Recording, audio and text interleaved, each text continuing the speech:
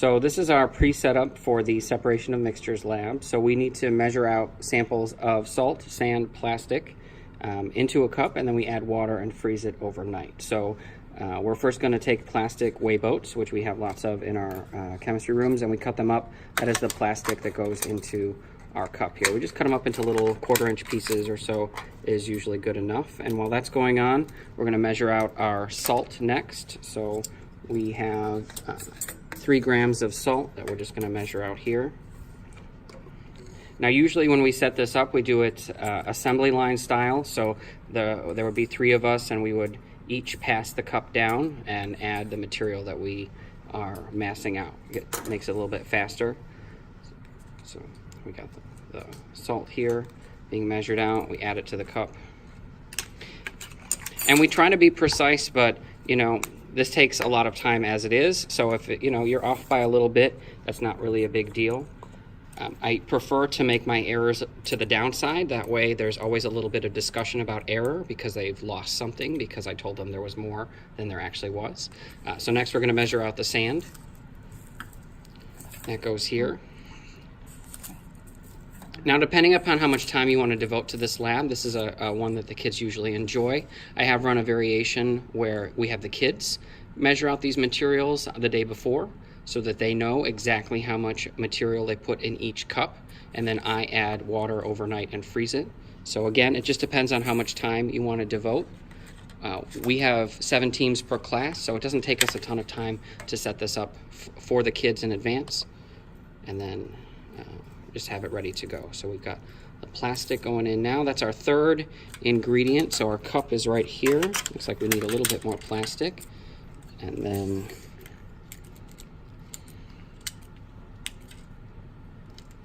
while the plastic's getting cut, over here we're measuring out some water. So 100 milliliters of water.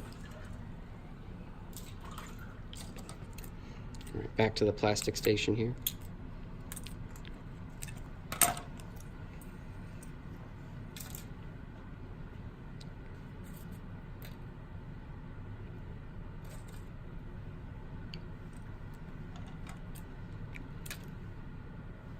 All right, and we're going for the perfect 1 gram of plastic mixed in there, and then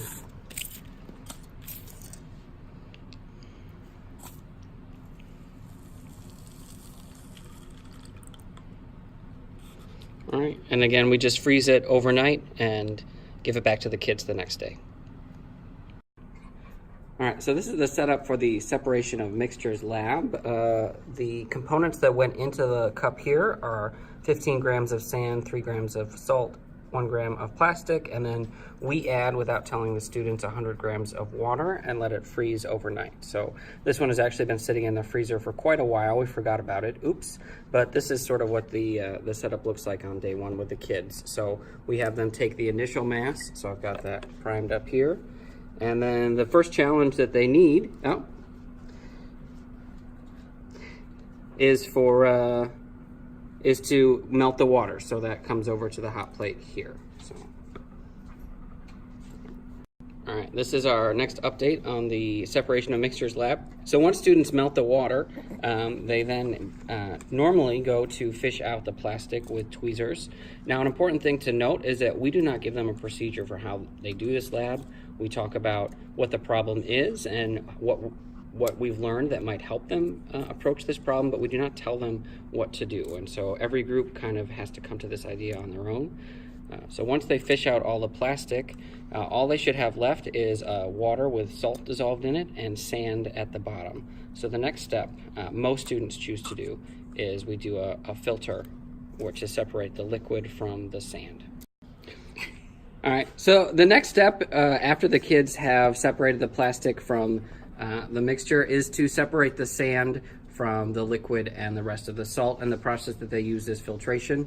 Now, they would not have necessarily come up with this procedure on their own, but in our pre-lab discussion, the idea of a filter would have been brought up by kids, or I would have helped it come out in discussion. And so giving them a process for filtering was simply, giving their ideas some credence. So we got this set up here. So they would take their mixture of sand, salt, and water. We've got a filter up here. We've got it set up to vacuum. So my student here is going.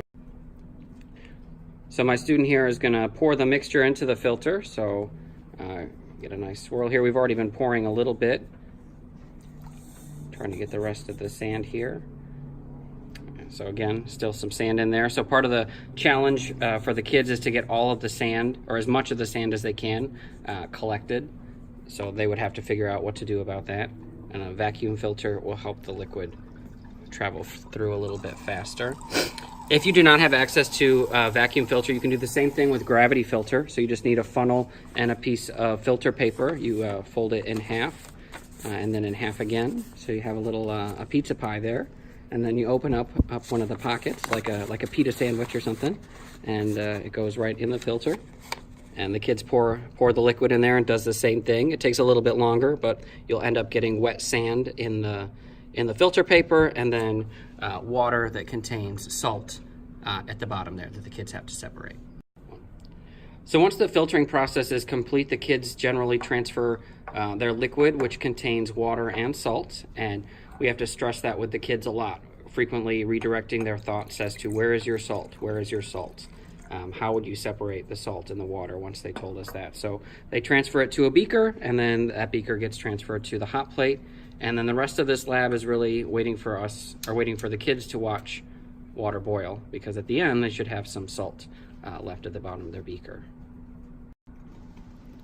One of the things that's really powerful, if you get your kids to notice it, is as they are separating the salt and the water, if they've spilled some water, as the water dries, they end up getting patterns that look like this, or there's this crusty salt that has been left over. So further evidence that A, there is salt in their water, and that B, it can be separated, because as the water is evaporating, the salt is left behind. And this is also another thing that we can talk about error. That why didn't we recover 100% of the salt? Well, because we poured it on the table and it's still right there. I don't know if it's going to come off. But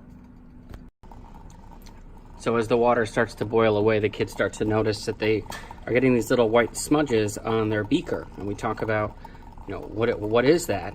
And there's evidence, again, that the salt is in the water and it's coming out. So as the water boils away, they're starting to see a little bit of their salt, just like they saw it on the table. So we take the beaker off the hot plate and we let it cool for several minutes before we attempt to scrape out the salt. Most teams don't think to take the mass of the beaker beforehand, so again, we talk about error with them as they are scraping the salt out of their beaker, that they leave some behind, and that's why they're not able to recover 100% of the salt that they have. Now, something that kind of baffles the kids is that a lot of the salt that they get back is brown. Very few groups get really white, beautiful snowflake salt. And so, again, talking about error, what happened to the salt that causes it to be brown? Is there anything that was in the mixture that was also brown? And so we arrive at the conclusion that perhaps there's some sand that was left in their salt that they did not filter away. And watching the kids, having never filtered anything before, you can definitely see in their procedure that they have let some sand pass through that water. So when they're boiling their water away, there's definitely some sand in there.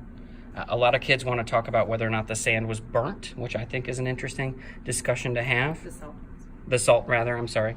Whether or not the salt got burnt. And so we entertain some thoughts about that. That's usually a pretty lively discussion. I ask the kids for what evidence they have either way. And usually we leave that as an unanswered sort of question, whether or not the salt was burnt. But that is the end of the separation of mixtures lab. After completing the separations of mixtures lab, we go through the post-analysis of this lab where we look at percent recovered. They have the amounts that we put in, and then they figure that out. And then that's the final analysis for that lab. That lab took about a week to complete, and then we took a quiz on Friday that covered the same stuff that was in the lab, still percent recovered. We gave them amounts of the same substances. We gave them amounts they needed to solve for that, and then we asked them questions of how to separate things from the lab, and it's direct lab application. This is the first time they actually see the periodic table. We gave them this periodic table because the Atomic weights were in whole numbers, so we don't have to deal with that confusion when it comes to the regular level class. So this is the periodic table that we chose to use. We also found it important here to put in the elements to remember. What we do with this is we've chosen 33 elements that we frequently use in our chemistry class, and we have them create note cards, just mini flashcards to help study for this. This then leads to an easier time for the students to remember these elements and go forward with everything from we get into the naming unit, when we get into balancing reactions, and even in the next unit of Unit 5.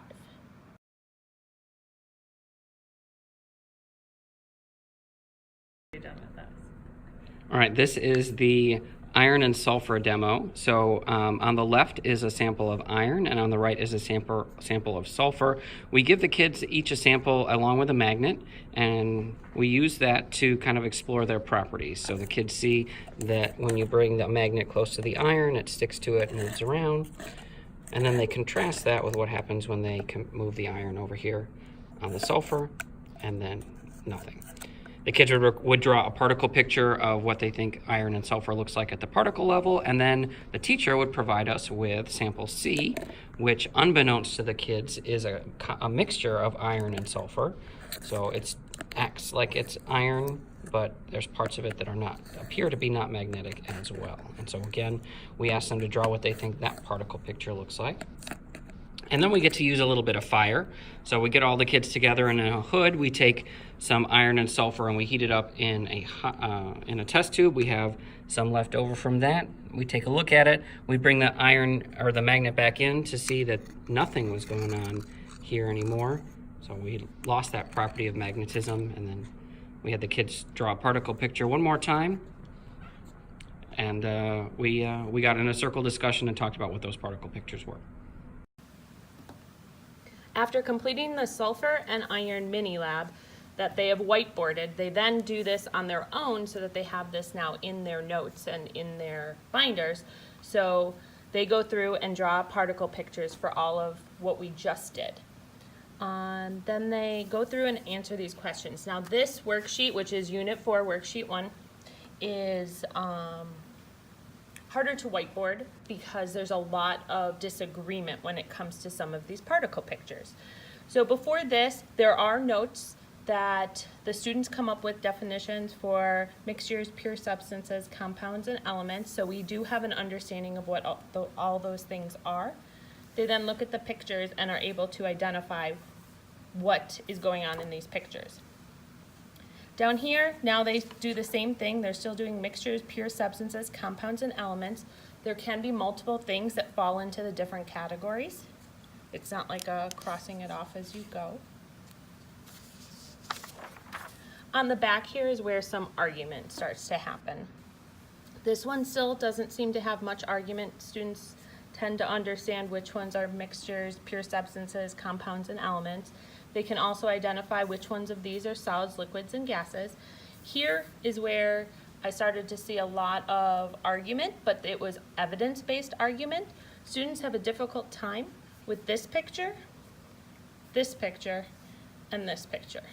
They like to argue their points with those three pictures, which was unexpected when I first did this worksheet. I thought this was going to be a quick, easy whiteboard session, which ended up taking the full period because students were referring back to other pictures to try and provide evidence for why they believed that any one of these pictures was an element compound mixture, a solid, liquid, or a gas. So they went through and based on the evidence that we've already provided them in the course, had a hard time or had a lot to say about these pictures here to argue their points. I allowed them to argue their points and said that based on the evidence that they provided, what they were saying was correct. But the class was very divided on those pictures. So next in the sequence would be a Hoffman apparatus. Our school does not have one, so we made do with what we could get. So we have just a plastic drinking cup, and on the bottom we put 2 metal thumbtacks, and we made one for each team, and then we filled it up with what we told the kids was water. Now what we did not tell them is that we added a little bit of sodium sulfate just to act as electron transfer, so we can get some chemical reaction going. So we take a 9-volt battery and we take one side and put it on each of the thumbtacks, and when we do, the kids observe that they get some bubbling. It's hard to see right now, but there is a small amount of bubbling that is coming out on the right side. As you can see very clearly, a ton of bubbling that is coming out on the left side of the video. And so the kids noticed this right away, and I even had one group this year notice that it happened on a particular side of the battery. And so letting the kids have a chance to explore this, we then go back and watch a video of the Hoffman apparatus and talk about why water is H2O.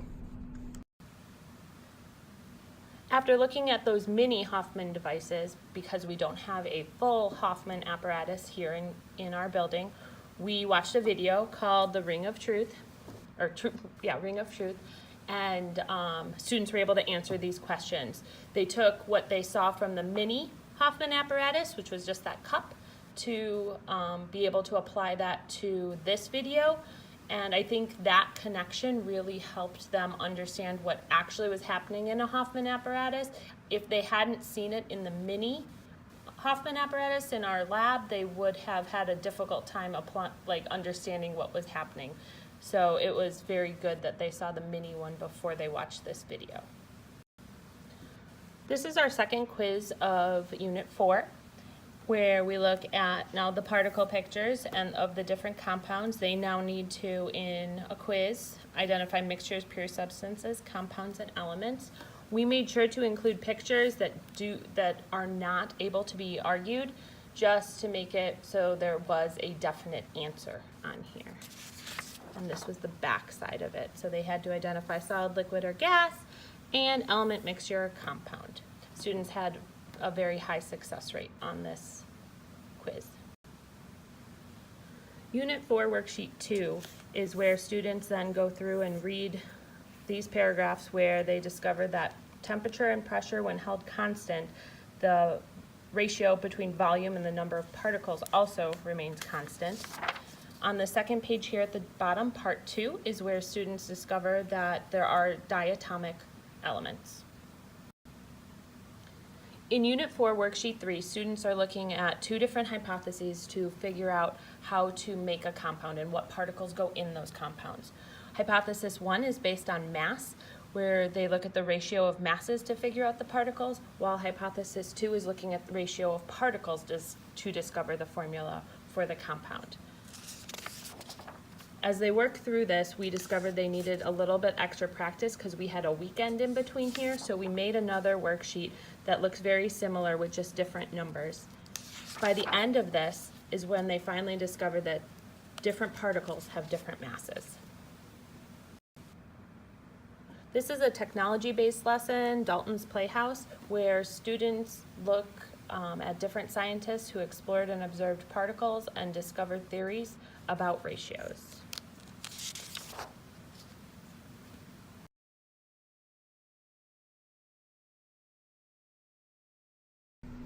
So this is the setup for the relative mass lab. So pretty simple setup. So we have 4 film canisters, and in 3 of the film canisters we have different substances. So in canister A we just have some beads. In film canister B we put some paper clips, and film canister C we have some bolts, and then we just have an empty film canister for the kids to weigh. And we tell the kids that that the film canisters can all be assumed to have the same mass. We know that that's not 100% correct, but this model works for the lab for right now. The other thing that we talk about is this activity comes after worksheet 2, and one of the big ideas that comes out of worksheet 2 is that at equal volumes, temperature, and pressure, the number of particles should be the same. So we tell the kids that inside each of these film canisters is the same number of particles. And so we have a balance here. They record what the mass of each of the vials the film canister contains. So for example, if we take A, we write that down here.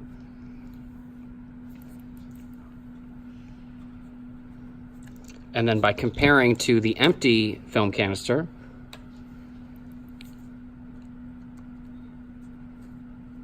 and a little subtraction, they would figure out what the mass of just the beads, just the paper clips, and just the bolts were. And then from there, so we continue here.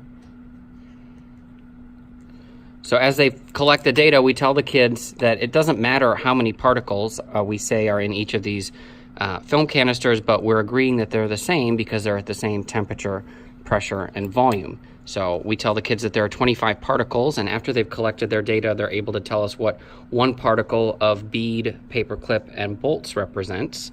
And if we flip over the handout here on the back, that leads us to our sort of mole concept, that for every 1 unit of beads, paper clips, and bolts, we know a mass, and that if we compare the number of beads, paper clips, and bolts together, that the masses should be ratios of each other, and that's where the masses on the periodic table come from. Okay, we are now transitioning from Unit 4 to Unit 5, and please note that in between units we don't have a test, we just have a cumulative quiz. We have found that this minimizes stress for our students just by calling it a quiz rather than a test, and it's a little bit more brief, but still detailed enough to make sure they have all the knowledge that we wanted them to have.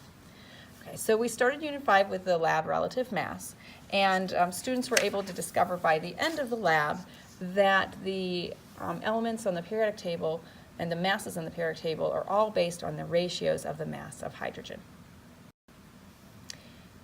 In Unit 5, Worksheet 1, we solidify ideas from Unit 4 and now combine them with ideas that we learned from the relative mass lab. Students now understand or apply the ideas of mass ratios to actual elements from the periodic table, and they discover that not everything is a 1-to-1 ratio. Yeah. This is the quiz that we use to assess relative mass.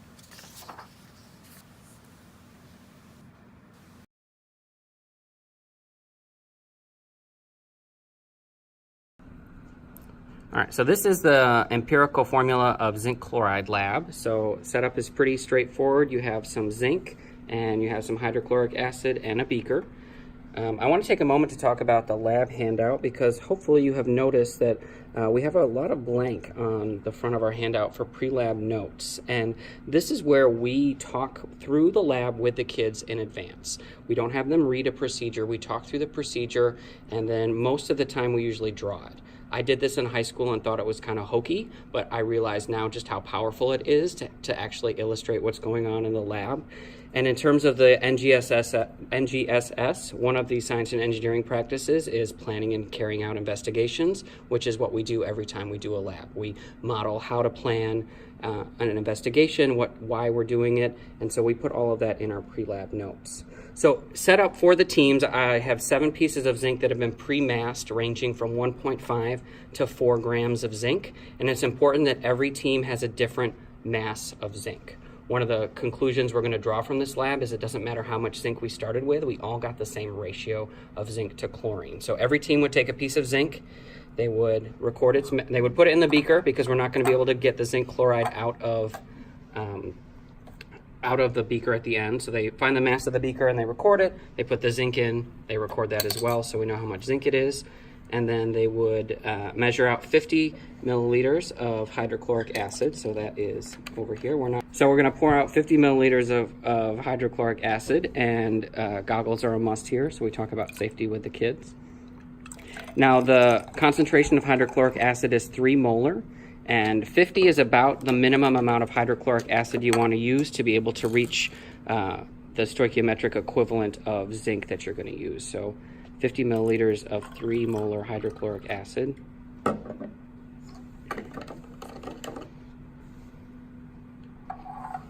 All right, and so then they would pour it over. This is my favorite part.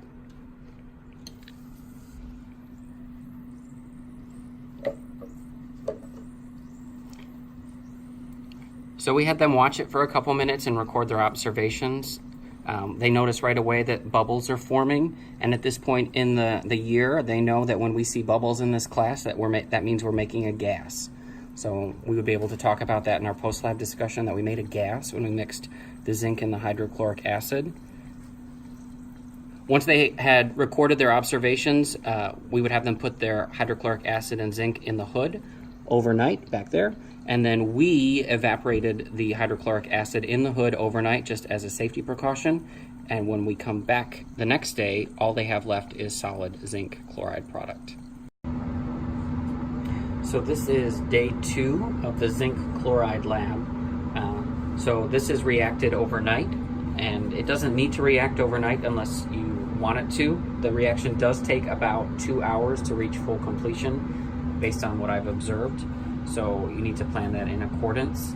I've got some more concentrated hydrochloric acid over here if you want it to go a little bit faster, or if there's some black schmutz that forms in your beaker. I found that if you dope it with a little concentrated hydrochloric acid, that should help the reaction proceed. So what we do for the kids after this point is that we, in the hood, because it's hydrochloric acid, we just boil off all the excess for them. So that takes about 30 minutes in total if you're kind of keeping an eye on it and doing other things for the liquid to boil away. Some of it's already evaporated from overnight, but I will heat this up until all the liquid is gone, and then all that's left is the zinc chloride.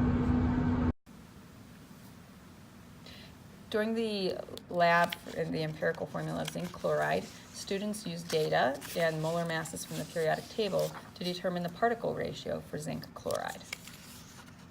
We continue to practice this idea of ratios between masses and particles in Unit 5 Worksheet 2, and students were developing skills to convert between moles and grams in this worksheet.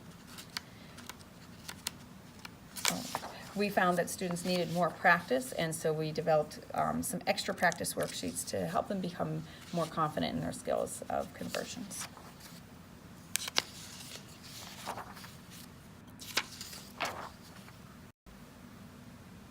This is the quiz that we use to assess their skills for converting from moles to grams or grams to moles. And then before we went into our naming unit, we did quiz the students on the elements to remember that we had them learn in Unit 4, just to make sure that they are proficient at knowing the names and formulas for the different elements that will be needed there. We also included assessment for moles to grams again.